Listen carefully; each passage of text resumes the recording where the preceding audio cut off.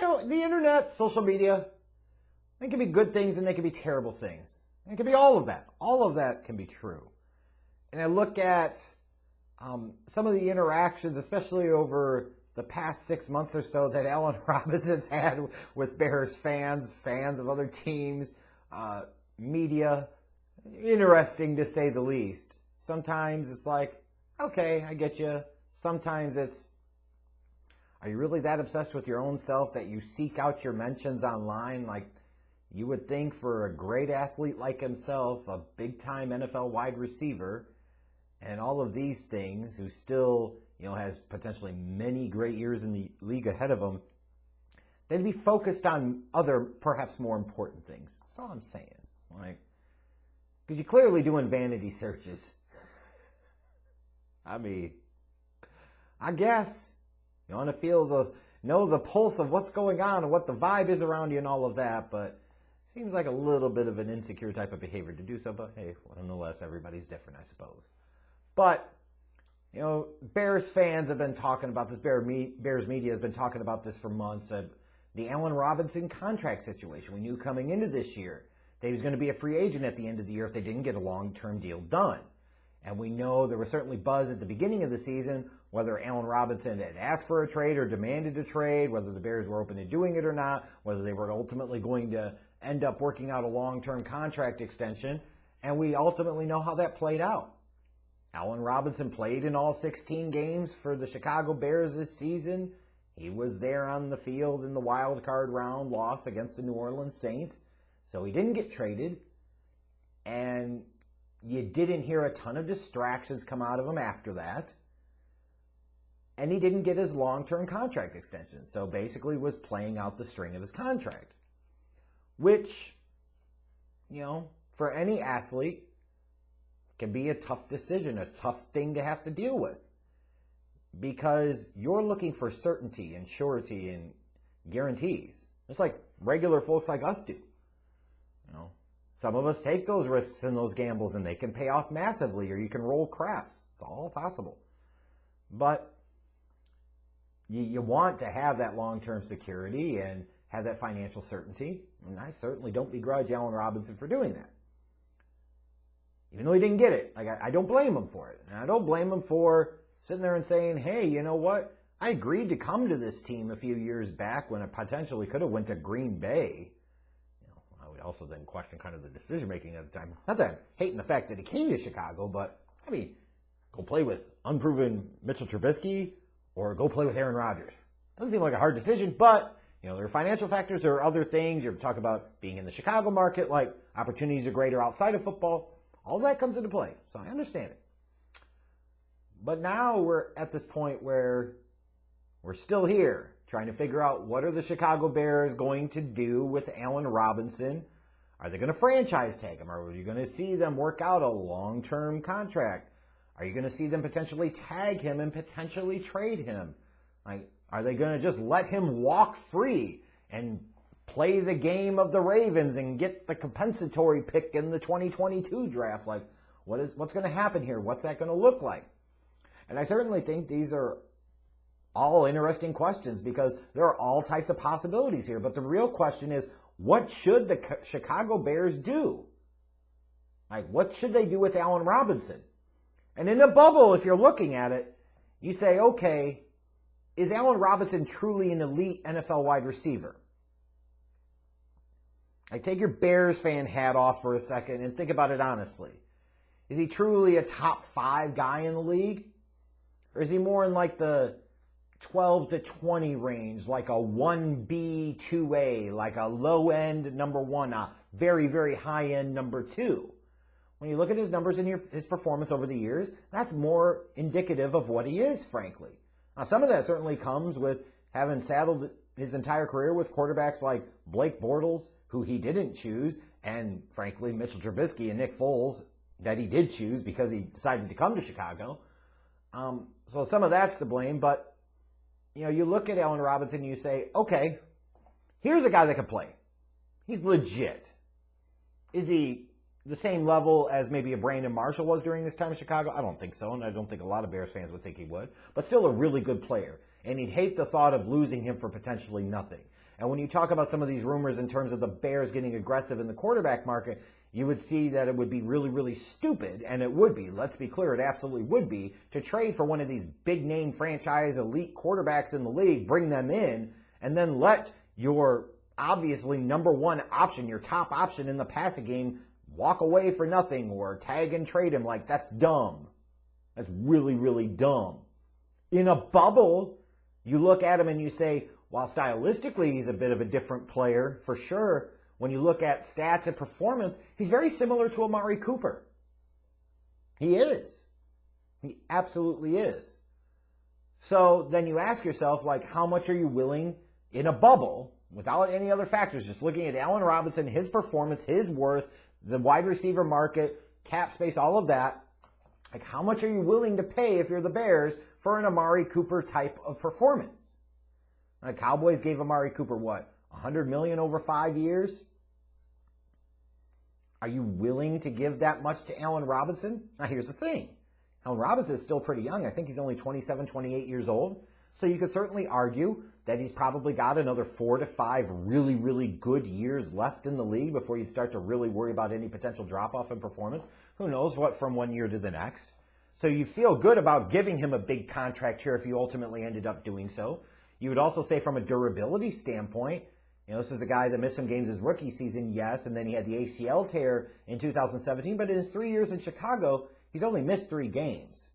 So you break that out and average it, that's 1 game a season. That's pretty damn durable. So when you're thinking about guys and you're talking about mitigating risk and looking at the risk that you might have to have, you look at a guy like A-Rob and you say, okay, I feel confident that if I give him big money, he is much more likely to be on the field on a consistent basis, so we have a greater certainty of being able to get a massive ROI, a return on that investment.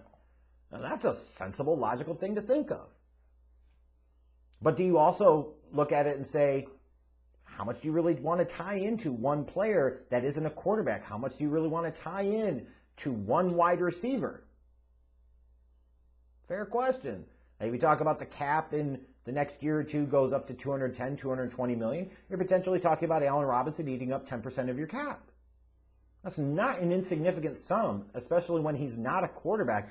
And it's certainly an even more significant sum if you do end up making a trade for a Russell Wilson or a Deshaun Watson or whoever. Like, you got to build in that much bigger quarterback contract than what you got on the books right now or had previously with Trubisky and Foles. So what do you do here? And I think the answer is very simple. It really is you can't make this decision in a bubble. You can't make it just based off of the merits of Robinson, the market for wide receivers, what he's asking for. Like, if your concern is he asking for 24, 25 million a year? Hey, fucking go big or go home. You know, you don't want to start off with what you expect to get. Like, you want to stretch and you want to get more as part of the art of negotiation. Understand that. You know, don't settle for Amari Cooper money if you can get more than Amari Cooper money. Totally on board with that. And do not begrudge a guy, an athlete, that plays in a violent collision sport like football for trying to get every possible dollar that he possibly can while he can get it. There is nothing wrong with that whatsoever. A lot of us, if we were in that same spot, we would do the exact same thing, as we should. Maximize that earning power, that earning potential while you can. But you cannot make this decision in a bubble. Doesn't matter whether he's asking for $15 million a year or $30 million a year. The decision on Allen Robinson comes down to what you do at the quarterback position. It really does. If you go out there and let's say, for argument's sake, let's say the Bears somehow pull off a deal for Russell Wilson and they have to give up 2 to 3 first-round picks, another prominent like day 2 or 2 day 2 picks in drafts the next 3 years between 2021 to 2023. You know, it's not going to be cheap necessarily to bring in a Russ unless the Seahawks are really that desperate to get rid of him and frankly that stupid to choose an almost 70-year-old head coach in Pete Carroll over a 32-year-old elite-level future Hall of Fame quarterback. Like, that's criminal imbecility of the highest order in and of itself. But let's say you get the Bears because they're desperate and desperate teams do desperate things. to drop their pants and give up the farm for Russ, and you say, hey, you're getting 2 to 3 future first-round picks into that deal, and you're giving up a couple of other day 2 and day 3 picks, like the Bears are going to be in a spot where you don't want to bring in that type of quarterback and half-ass it around him. Like, if you bring in that dude, we need to be clear here. Every decision that you make must be about the here and now, period. There is no future. Fuck the future. It doesn't matter. If you want to largely pretend that the next 2 to 3 drafts don't exist in Chicago because you traded for a big-name quarterback like Russell Wilson, then that's what the fuck you do if that's what it takes to get it done. There are trade-offs and there are potential consequences of that. Yes. And I talked about them. But let's say, I'm trying to make the case here, that if you bring in a Russell Wilson, you must re-sign Allen Robinson. Because there's no guarantee you can find equivalent or better on the open market. And if you say, well, bring in a local kid like a Kenny Golladay, the dude that just played like 5-6 games this past year, there's more consistency of performance with Allen Robinson. There's more consistency of durability with Allen Robinson. I would choose the known commodity, the known player versus the unknown player. Thank you very much. But if you are bringing in Russell Wilson, then you must bring back Allen Robinson. And you must make a statement and say that you're going to pay him a crap ton of money. Not negotiable. You can't bring him in and then hope Darnell Mooney is going to be your number 1, Anthony Miller is going to be your number 2, and that you'll be able to find a guy in free agency that could come in and maybe take one of their 2 starting spots on the outside or be a slot guy. Like, you can't take that risk. If you trade for a guy like Russell Wilson, you must be all in, which means that you have to build up that offense. Because let's be clear, trading for Russell Wilson alone does not make the Chicago Bears Super Bowl champions. If you're thinking that, you need to get that thought out of your effing skulls. The Tampa Bay Buccaneers brought in the GOAT this past season in Tom Brady and still brought in guys like Gronk and Antonio Brown. They got greedy. They drafted Tristan Wirfs in the first round. They brought in Leonard Fournette. The point being is you've got to go all in. You can't make one of these moves and then you try to play the long game. There is no fucking long game. So if that's what you're going to do, then by God, you must re-sign Allen Robinson, period, and not waste much time in doing so. Now, if you ultimately go the mid-level, like, you can't get that deal done, so you're signing a Fitzpatrick or somebody like that, then I think it's a different conversation. Because at that point in time, I think the conversation needs to shift to tanking, because the head coach and the GM who were desperate couldn't get the big move at quarterback done. Like, you need to prepare for life after them. Then it becomes about the big picture. And then at that point in time, I don't know if I want this team to be dedicating 10% or more of their salary cap every year to a wide receiver that's going to sit there and play with a bunch of Jim Miller types. Or Nick Foleses of the world, etc. Or for some of you clowns that might think, hey, Alex Smith is a good option. Same difference. You're not paying this guy all this money to play with a game manager quarterback. That's stupid. And if the Bears end up going and making a big move in the draft and trading up and getting a quarterback or having one fall into their laps, then I think it's a piece that you have to consider at that time and say, do you really want to bring a rookie quarterback in and not have an established, proven weapon on the outside for him to throw to? Maybe not. But then you could say it would be very easy and very tempting for him to lock onto Allen Robinson too often, which could potentially even stunt his development a little bit as a young quarterback. All valid options. But let's be clear here. You can have your opinions about Allen Robinson and whether you still want him there or not. But if you trade for Russell Wilson, Allen Robinson must be brought back. And there must be additional investment in weapons and protection on that offense, period. If you think that bringing in a Russell Wilson type of loan makes the Bears hoist the Lombardi Trophy in the next 2 or 3 years, you're a clown. And why in the hell would you take that reckless chance? If you do that, you must go the distance. Period. We'll see what happens with Allen Robinson, but I think it all hinges on the quarterback decision. If you bring in Russ, you must bring back Allen Robinson.